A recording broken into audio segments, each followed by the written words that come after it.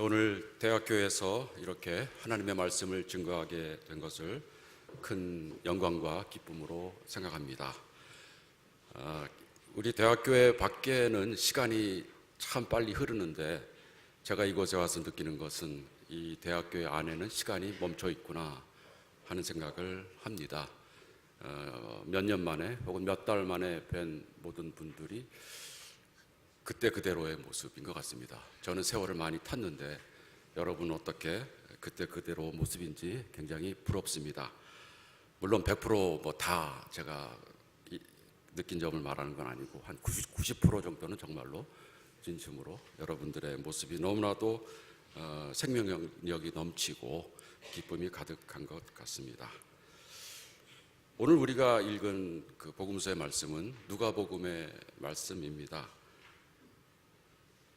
이 누가복음의 말씀을 통해서 우리들은 예수님의 사역의 최초의 모습이 어떠했는지를 잘 알 수가 있습니다. 누가복음에 의하면은 예수는 세례 요한으로부터 세례를 받은 직후에 광야에서 40일 동안 악마에게 시험을 받으셨습니다. 악마의 유혹을 물리친 다음에 예수는 곧바로 갈릴리 지역으로 가셔서 회당을 방문하면서 가르치기 시작하셨다라고 나오고 있습니다. 그리고 사람들로부터 영광을 받았다 이렇게 표현을 하고 있습니다.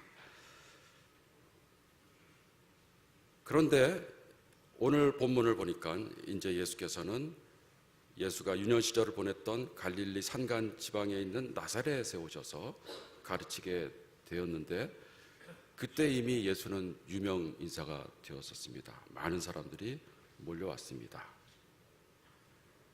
과연 예수님께서 처음으로 가르치신 내용이 오늘 성경에 공개가 되는데 그 내용이 어떠한 내용이었습니까? 예수님께서 과연 어떤 내용을 어떤 방식으로 가르치셨기 때문에 그렇게 많은 사람들이 예수께 관심을 가졌었던 것일까요?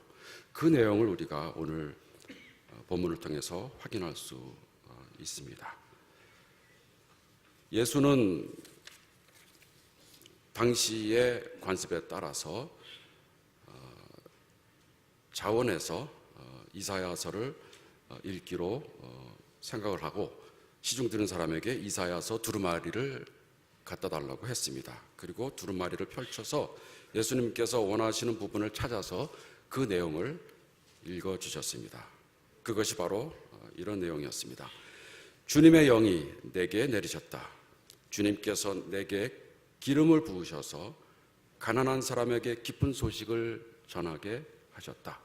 주님께서 나를 보내셔서 포로된 사람들에게 해방을 선포하고 눈먼 사람들에게 눈뜸을 선포하고 억눌린 사람들을 풀어주고 주님의 은혜의 해를 선포하게 하셨다. 이 말씀을 읽으시고 잠시 침묵하셨습니다.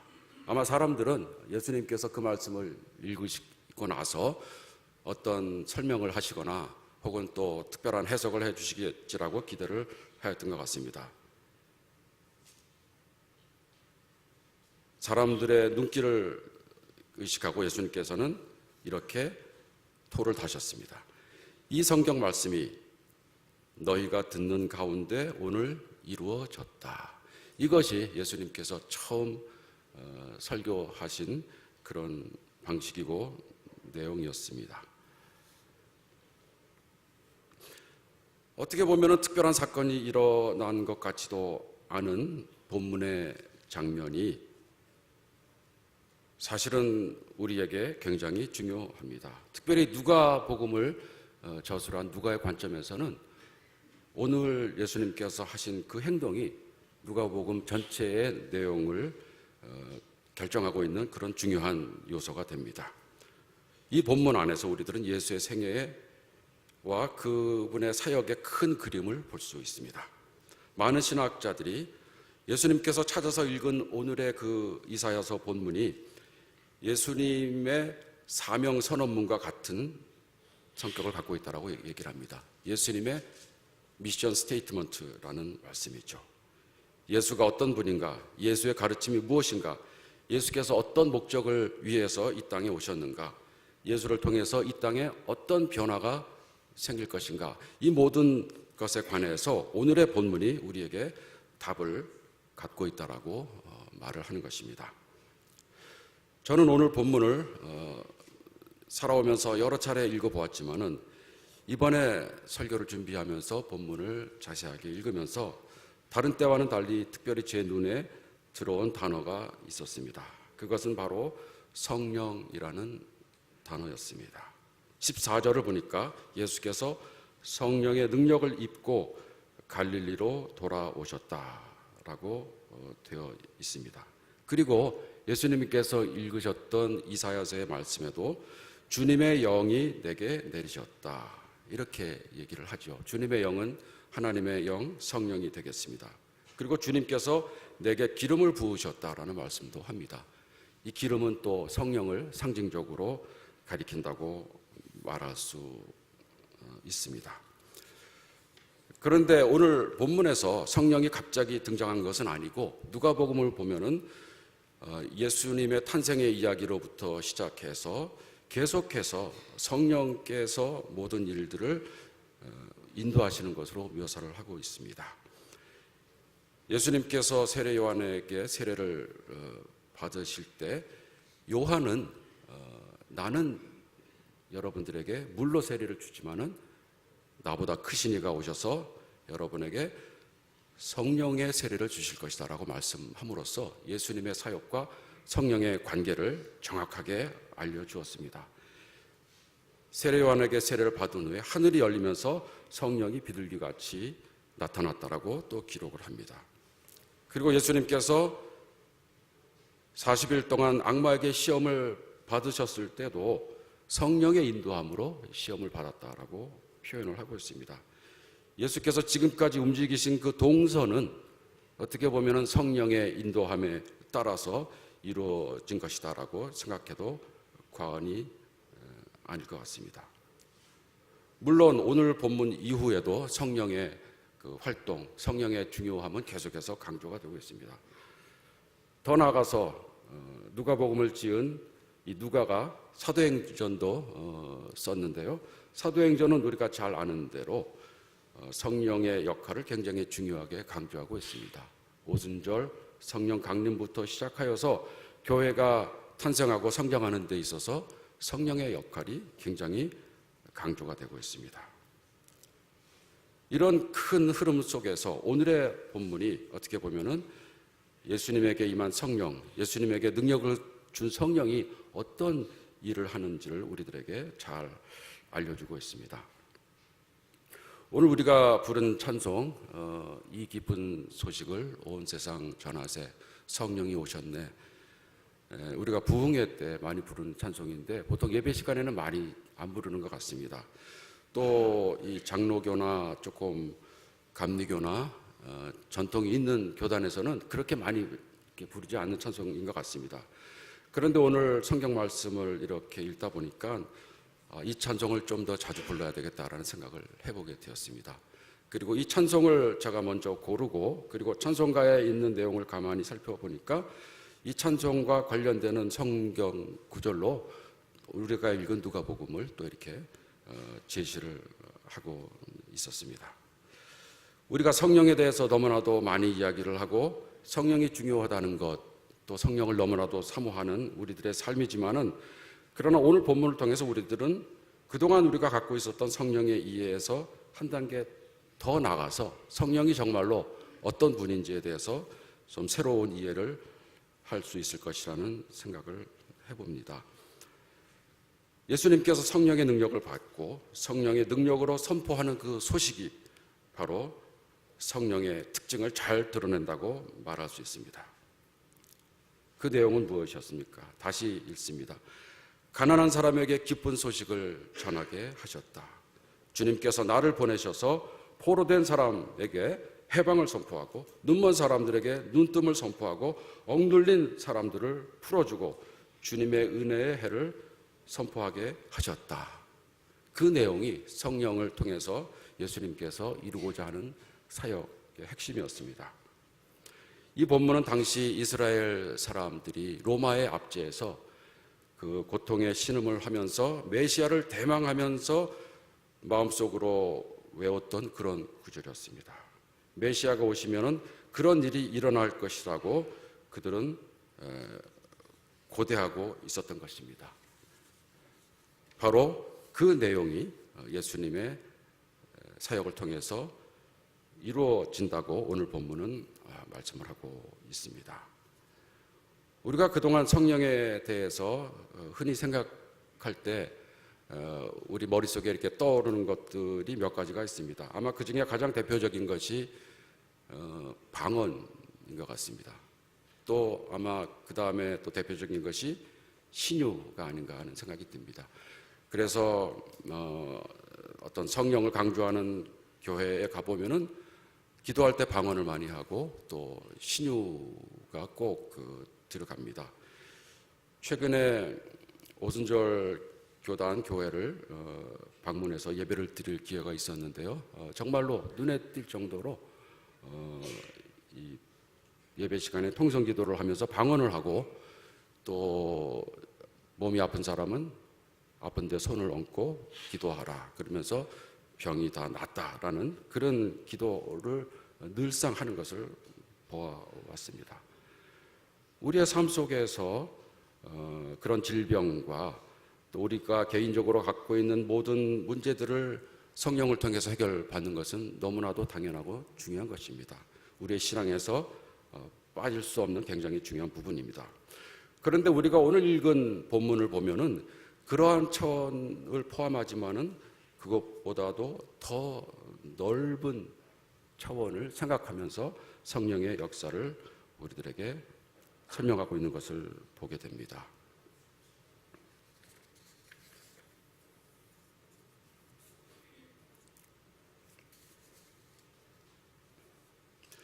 우리들이 살면서 겪게 되는 고통은 단순히 우리 개인적인 질병이나 개인적인 갈등뿐은 아닙니다. 우리가 사회 속에서 사회적인 구조 때문에 겪게 되는 많은 문제들도 있고 또 더 나아가서 인류가 공통적으로 겪게 되는 많은 어려움들도 있습니다. 오늘날 우리들의 삶을 억누르는 고통은 무엇입니까?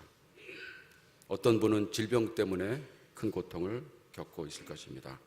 경제적인 어려움 때문에 혹은 가족 간의 불화로 인해서 혹은 모든 일이 잘 안 풀리고 또 경쟁에서 뒤처진다는 어떤 위기감이나 상실감 때문에 우리들의 마음이 무거울 때가 있습니다. 그래서 분노가 가득 차서 세상 사는 것이 행복하지 않다고 느끼는 경우도 있습니다. 또한 우리가 살고 있는 이 세상에는 많은 무고한 사람들이 전쟁 때문에 죽고 있습니다. 많은 사람들이 난민으로 생활을 하고 있지 않습니까? 하나님은 인류에게 모두가 충분히 먹을 수 있는 식량을 주셨지만은 인간의 욕심 때문에 수천만이 기아에 허덕이고 있지 않습니까? 이런 삶은 자연스러운 삶이 아니고 하나님이 원하시는 삶이 아니고 뭔가 잘못되어 있는 삶이라는 것을 우리가 깨닫게 됩니다. 오늘 예수님께서 성령의 능력을 받아서 선포하시고 이루시는 그 세상은 바로 이런 모든 문제들이 해결된 그런 세상이라는 것을 우리가 깨닫게 됩니다. 예수께서 선포하시는 기쁜 소식은 하나님께서 우리에게 치유와 회복을 주신다는 그런 소식입니다. 우리에게 자유와 해방과 화해를 주신다는 그런 기쁜 소식입니다. 이것이 주님의 해 주빌리, 즉 신년의 내용이 되겠습니다. 하나님께서 원래 세계를 창조하실 때 그 원래의 아름답고 완전한 모습대로 그 모습대로 세상을 다시 회복하신다는 것이 바로 오늘 이사야서 본문에 나오는 그 내용이 되겠습니다. 그것을 위해서 예수님께서 이 땅에 오셨다라고 말씀을 하고 있는 것입니다. 이 본문을 통해서 우리들은 성령이 단지 우리의 개인적인 영성 혹은 세상과 구별되는 교회 생활에만 영향을 끼치는 것이 아니고 우리 사회적인 삶, 또 더 나아가서 인류 모두가 겪고 있는 그 길에도 중요한 영향을 끼친다는 것을 알게 됩니다. 우리 한국 기독교의 역사를 생각해 볼 때 성령의 능력이 특별히 드러났던 사건을 생각한다면 여러분들은 어떤 사건을 기억하게 되시는지요? 많은 분들이 1907년 평양 대부흥운동을 생각하시게 될 것입니다. 1907년에 평양에서 있었던 부흥사경회에서 성령의 불길이 시작이 되었습니다. 당시에 부흥에 참석하였던 부흥사와 선교사들이 자신이 저지른 숨은 죄를 공개적으로 회개하였습니다. 그들을 따라서 거기 참여한 많은 성도들이 자신의 부끄러운 죄를 공개적으로 고백하면서 통회하는 그런 운동이 일어났고, 전국적으로 이런 운동이 일어나서 많은 사람들이 하나님께 돌아오고 또 교회가 놀랍게 성장하는 그런 일이 있었습니다. 아마 한국 교회 역사에서 1907년 대부흥운동이 없었더라면 아마 한국 교회가 그렇게 크게 발전할 수 없었을 것입니다. 그러한 여러 가지 중요한 점에도 불구하고 1907년 평양 성령 대회 운동은 나름대로 또 한계가 있었습니다. 많은 사람들이 자신의 죄를 고백하고 또 성령의 능력으로 자신의 삶을 바꿀 때 그 회개의 차원이 대부분이 개인적인 차원이었습니다. 어떻게 보면 자신의 개인적인 양심과 관계된 부분이 굉장히 많이 있었습니다. 그리고 그러한 경향 속에서 기독교가 비정치화 되는데 중요한 영향을 끼쳤다고 평가를 하고 있습니다. 선교사들도 일제의 그 간섭으로부터 좀 자유롭게 하기 위해서 정치적인 문제에 관여하지 않기로 결정하는 과정도 이런 역사적인 진행 과정 속에서 일어났습니다. 1907년 부흥운동을 일제가 탄압하지 않았다라고 생각할 때 분명히 1907년 평양 대부흥운동은 중요한 의의가 있지만은 또 나름대로 한계가 있다라고 생각해 볼 수 있습니다. 저는 우리 한국 교회 역사 속에서 1907년 평양 대부흥운동보다도 더욱더 중요한 성령의 운동이 있었는데 그 운동은 다름이 아니고 3.1 운동이다라고 생각을 합니다. 1919년에 있었던 3.1 운동은 우리 기독교인의 입장에서 볼 때는 성령의 운동이었다라고 고백을 할 수 있을 것이라고 여겨집니다. 우리나라 다른 어떤 사람들보다도 기독교인에게는 3.1 운동이 매우 특별한 의미를 갖고 있습니다. 오늘이 1월 이제 말이 되기 때문에 얼마 안 있으면 3.1절이 되지 않습니까? 특별히 올해는 3.1 운동 100주년이 되기 때문에 많은 분들이 3.1 운동에 대해서 이야기를 하고 있습니다. 지난 목요일 금요일에는 우리 연세대학교 교직원들이 1년에 한 번 있는 수양회를 가졌습니다. 그런데 그 주제를 3.1 운동 100년과 연세 미래 100년 이렇게 잡았습니다. 그래서 3.1 운동에 대해서 그 깊은 뜻을 새기는 그 기회를 가졌었고요.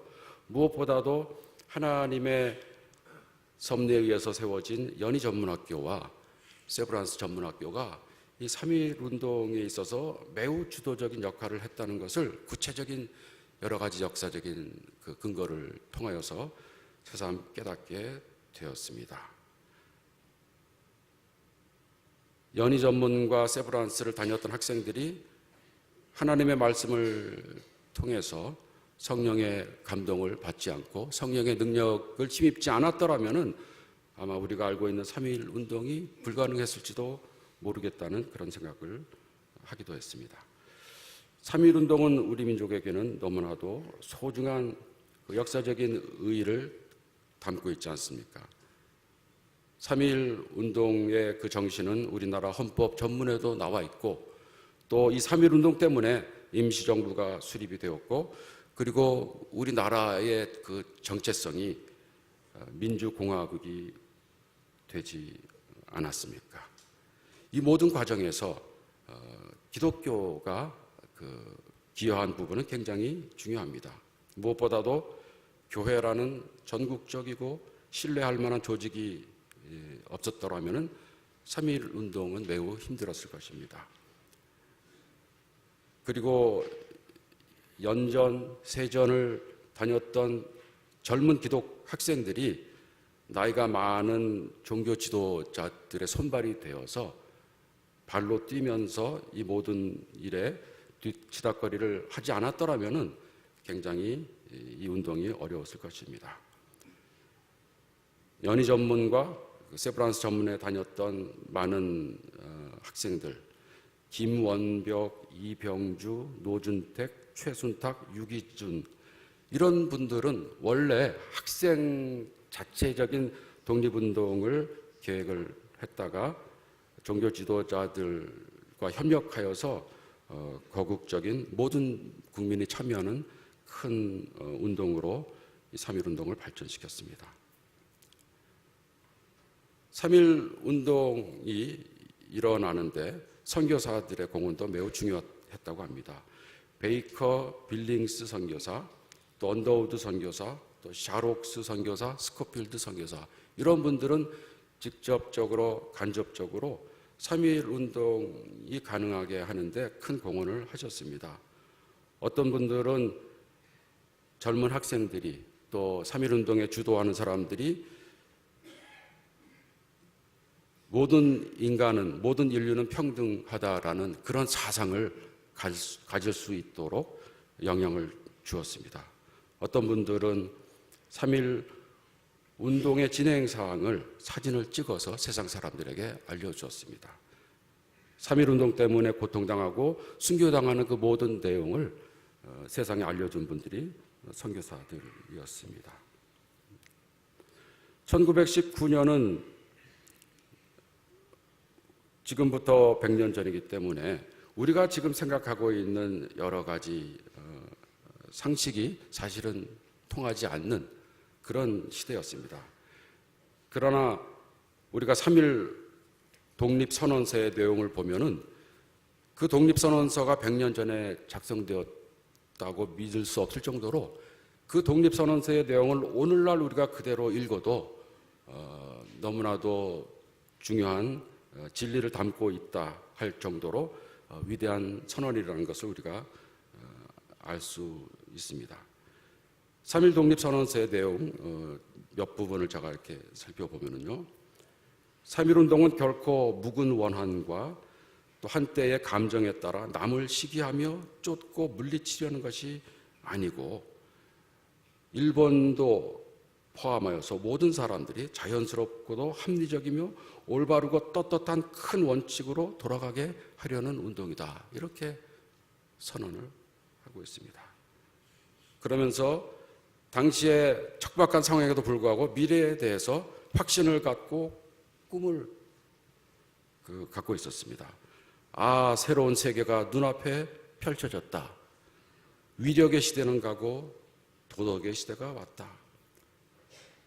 지난 한 세기 동안 갈고 닦아 길러진 인도주의적인 정신이 이제 막 밝아오는 빛을 인류의 역사에 쏘아 비추기 시작했다, 이런 선언을 했습니다. 오늘 우리가 살펴봐도 얼마나 대담하고 또 희망에 찬 선언이 되겠습니까? 저는 이런 놀라운 선언을 할 수 있었던 것은 이분들이 공부를 많이 하고 이분들이 특별히 책을 많이 읽어서라기보다는 정말로 성령님께서 우리 민족과 함께 주셔서 이런 일이 가능하였다라는 생각을 하게 됩니다. 그리고 그 성령님은 다른 성령님이 아니고 바로 오늘 우리가 누가복음에서 읽은 바로 그 성령이라는 것을 우리가 깨닫게 됩니다. 성령을 방언이나 신유 혹은 교회 안에서의 일, 기독교인들만을 위한 어떤 능력으로 생각하는 데서 넘어가서 사회를 위하여서, 인류를 위하여서 역사하시는 하나님의 활동으로 보는 것이야말로 우리가 성령을 성서적으로 이해하는 방식입니다. 너무나도 우리들은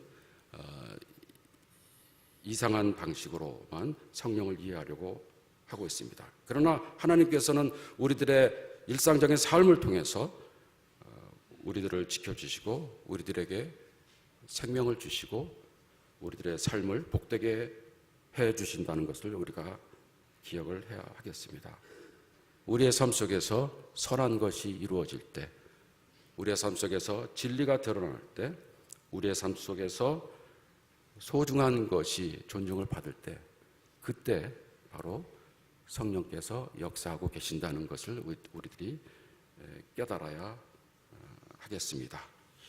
자유와 해방이 있는 곳에, 화해와 치유와 회복이 있는 곳에, 소통과 환대가 이루어지는 곳에, 바로 그곳에 성령께서 먼저 와 계셔서 우리를 위해서 또 우리와 함께 활동하고 계신다는 것을 우리가 깨달아야 하겠습니다. 우리가 성령의 감동을 받고 성령의 능력을 받을 때 우리들은 하나님의 선하시고 완전하시고 기쁜 뜻이 무엇인지 분별하고 그의 뜻대로 살게 됩니다. 우리가 성령의 감동을 받고 성령의 능력을 받을 때 우리들은 무엇을 먹고 무엇을 마시고 무엇을 입을까 때문에 인생을 허비하지 않고 하나님의 나라와 하나님의 의를 구하는 삶을 살게 됩니다. 이런 성령께서 우리 모두의 삶을 지배하시게 되기를 간절하게 소망합니다.